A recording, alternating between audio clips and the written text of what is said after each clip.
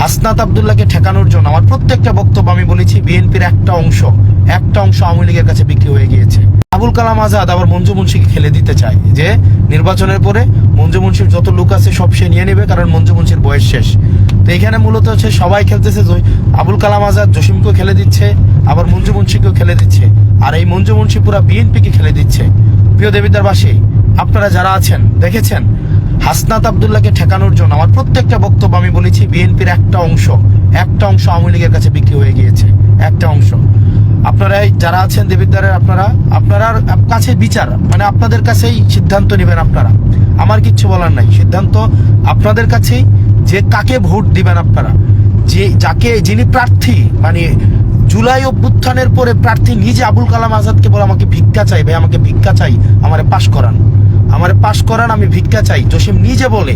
এই সবগুলো প্রমাণ কিন্তু আমি আপনাদেরকে দিছি। তারপরে দেখেন মঞ্জু মুন্সি আবুল কালাম আজাদ, যিনি জুলাইয়ে আপনার 4 তারিখ দেবিদ্বারে নিজে গুলি করছে, আবুল কালাম আজাদ ওনার সাথে মঞ্জু মুন্সি বসে মিটিং করে হচ্ছে মঞ্জু মুন্সি হচ্ছে যে ট্রাকের জন্য ভোট চাচ্ছে, আবার ট্রাকের প্রার্থী আবুল কালাম আজাদের কাছে ভোট চাচ্ছে। দেবিদ্বারবাসীর জন্য এর থেকে বড় প্রমাণ, এর থেকে বড় আর নির্লজ্জতা, বিএনপির জন্য একটা নির্লজ্জতা আর কিছু হইতে পারে না।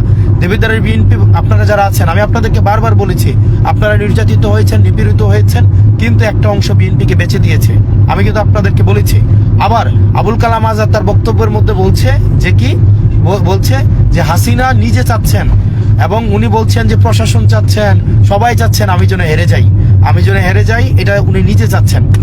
তো প্রিয় দেবিদ্বারবাসী, আপনারা যে বিচার করবেন আমি সেটাই মেনে নিব। আপনাদের কাছে বিচার দিলাম যে আপনারা কি নিজেদেরকে আর ক্ষমতার অংশ করবেন, মানে এই ধরনের ষড়যন্ত্রের অংশ নিজেকে করবেন, নাকি হচ্ছে নিজেরা প্রতিরোধ করবেন।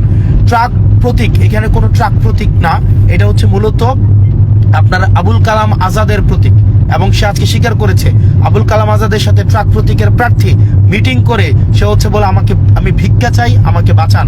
আবুল কালাম আজাদ আবার অন্য করলে বলে এটা একটা কলা গাছ, এই প্রার্থী কারো ক্ষতিও করবে না, কারো ভালোও করবে না, এটা কলা গাছটা বসাই রাখছে। এখন সিদ্ধান্ত নেন দেবিদ্বারে কি কলা গাছকে আপনারা ভোট দিবেন, নাকি যে অন্যায়ের প্রতিবাদ করতে পারবে তাকে আপনারা ভোট দিবেন।